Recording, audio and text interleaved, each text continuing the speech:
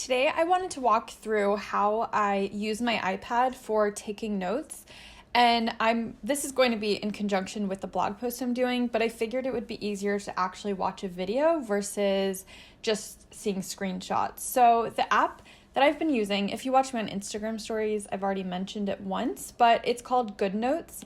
And it actually just came out with a new version, which I easily updated my old notebooks to the new version. There were instructions on the app website for how to do that, but you basically download the bundle for free. You don't have to buy the new version, and then basically back up your old notebooks and then import them into the new app. It was kind of confusing, but they really did spell it out nicely. Obviously, for privacy reasons, I don't want to go through my actual to-do list that I have currently, but I wanted to show you anyways just how to make a new notebook and kind of walk you through the things that I have been doing. So you would just go here to create a new notebook.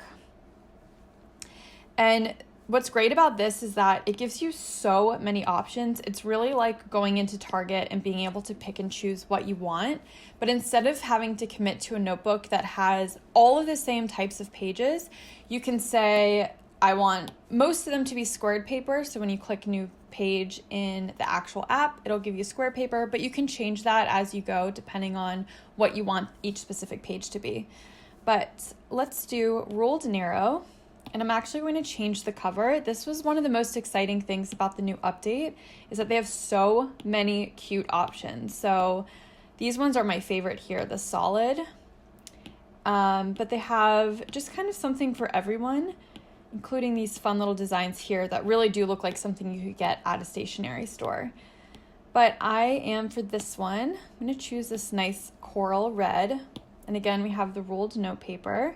And you can change the pages between portrait and landscape. For me, portrait makes the most sense. And then you would create it here. So on the cover, you can basically do whatever you want. You can write like to-do list or whatever that notebook might be. Maybe it's a diary. One thing that's really cool is that you can actually import a photo. So I'm going to try to import. Here's a photo that I did earlier on Procreate, and you can insert it there. So one thing that I think is really important when you're creating a notebook, at least for me, because I get kind of not necessarily lazy, but I want things to run really smoothly, and that is to create a key. And what's amazing about this app is that you can basically use this key to copy and paste certain words and letters or formats or setups or grids that you've created and keep it in the key blank. But then as you go through the notebook and you want to make sure that all of your Mondays look like they're written the exact same way, or that you have a monthly grid that you just want to easily be able to paste into February instead of having to redo it all, the key is the best place for it. So I like this little pen.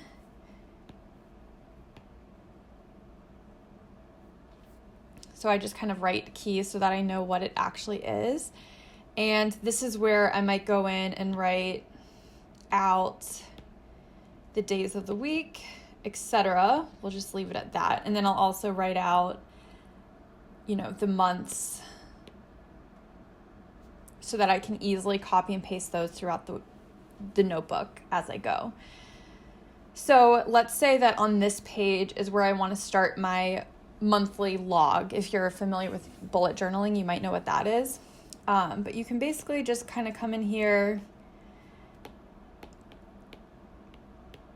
and maybe this is like where you take all of your notes for all the stuff that you want to do. Generally speaking, what I use my notebook for most frequently, and something that I'm referencing pretty much at least once every 20 minutes while I'm at my desk, is my week at a glance. And this is basically like how I would use a planner, but I had been using a paper notebook instead because it gave me more flexibility, where maybe on a Saturday I actually had a ton of stuff going on and I was going to take a Monday off.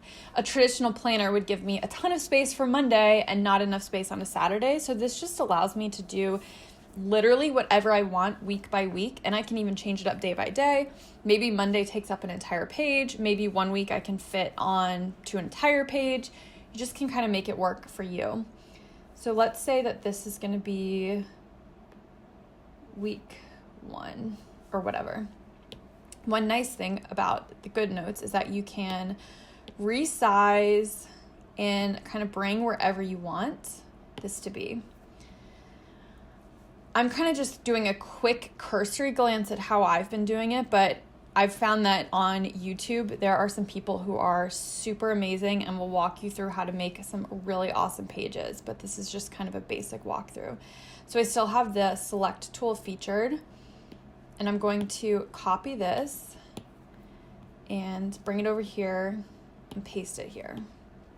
And then let's say that this Monday was January 1st. It's not, but we can pretend like it was.